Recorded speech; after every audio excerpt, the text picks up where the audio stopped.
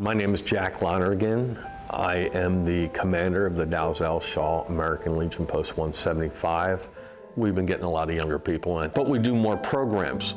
You know, everybody sits there and says, what's the younger people want to do? Young people want to do things. They want to do things in the community. We donate a lot of money to various charities. We support various veterans and children's organizations, and we have a good time doing it.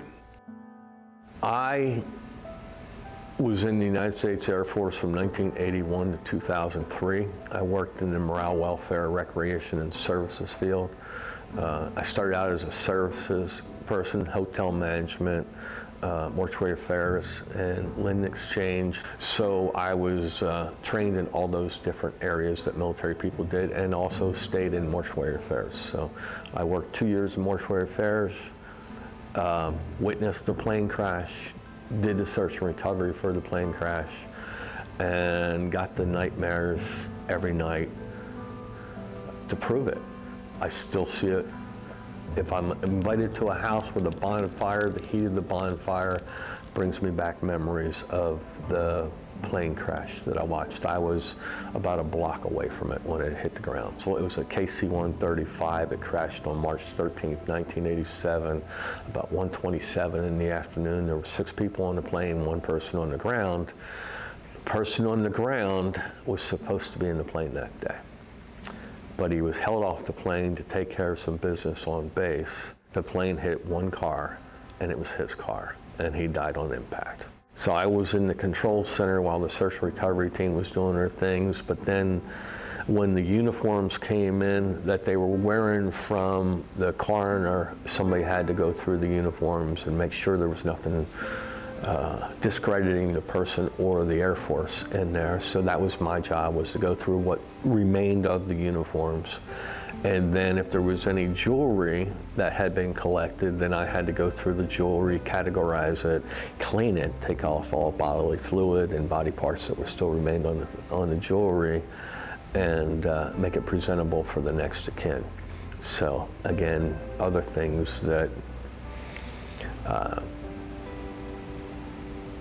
bring back memories. In 2016, I got hired as the club manager on Shaw, and thought it would be my dream job because I love to cook. So I'd have an opportunity to try new things in the kitchen for the customers. I love to program. I had an opportunity to do that. I like working with people. I like talking to people. I like creating smiles. That's what I like to do. And that was our squadron motto, was we create smiles. I like doing those things, so I thought this would be perfect for me. And then the stress started building up. I was working 12 hours a day, sometimes 16 hours a day. On the morning of September 4th, 2019, I went to work with no intention of living that day. I had every intention to be walking into work and being carried out by stretcher in a body bag. I felt hopeless. I felt that I let my family down. I felt that I let the leadership that trusted me down.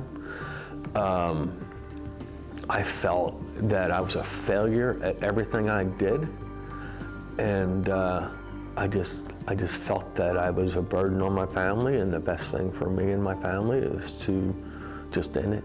I knew going to work there was a 99% chance I was going to do that. I had a report that was due the day before, and I was late getting it in, and I got my butt handed to me because I was late getting it in. And I did it that night.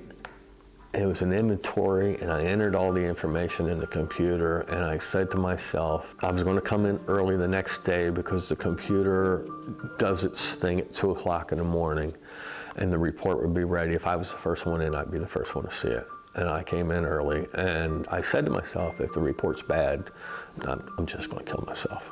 And I prayed that night and asked God to help make the report right so I wouldn't have to do this. And God didn't answer my prayer that way.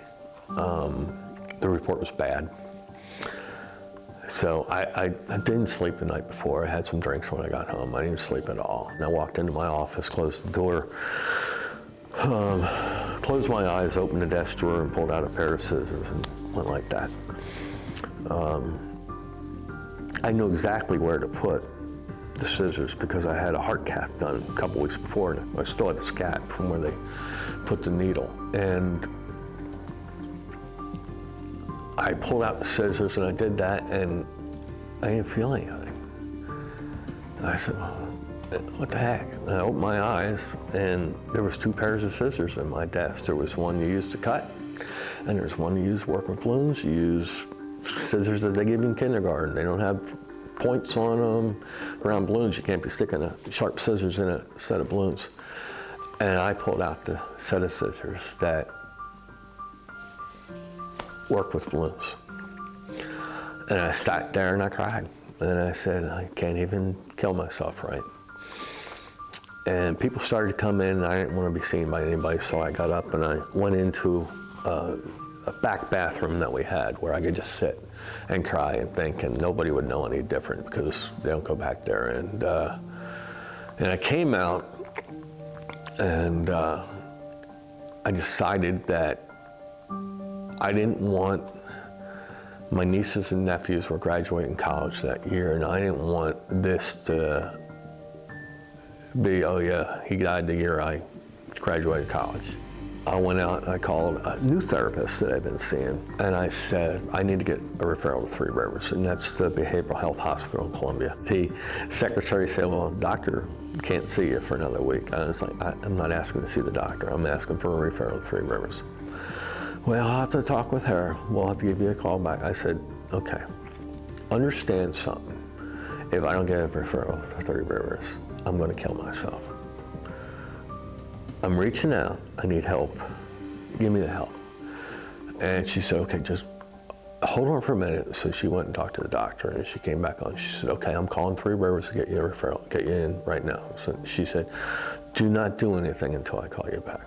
You know, you got off the phone with me. That's the first thing you're taught is, now, hindsight, the first thing you're taught was don't get off the phone. I spent 12 days as an inpatient.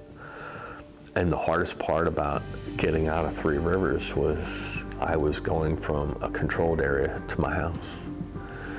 And one of the questions they asked me before I left, they wouldn't let me leave unless I had someone verified that I didn't have a gun in my house. I ain't trying to shoot myself. I tried to cut myself. I'm a cook. You don't know how many cooking knives I have inside my house. That wasn't an issue. It was a gun. No, I don't have a gun, because if I had a gun, I seriously believe that if I owned a firearm, I would have been dead years before, because that would have been easy, just to pick up a gun and pull the trigger.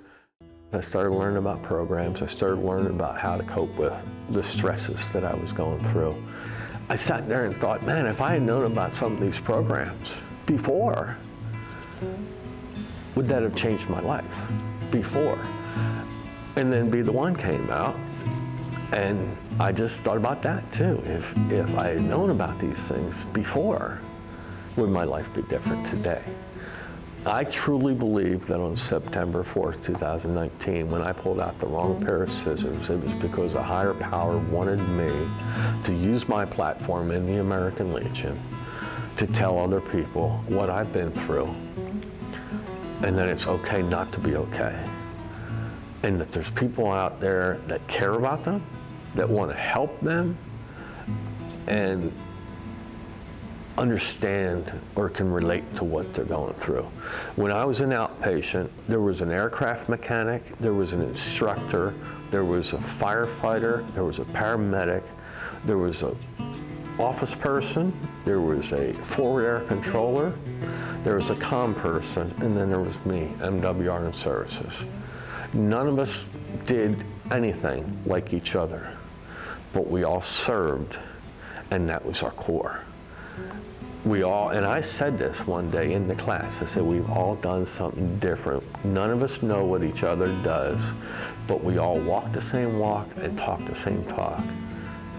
And we can relate to each other, and therefore we can help each other. If I can help save just one, that's awesome.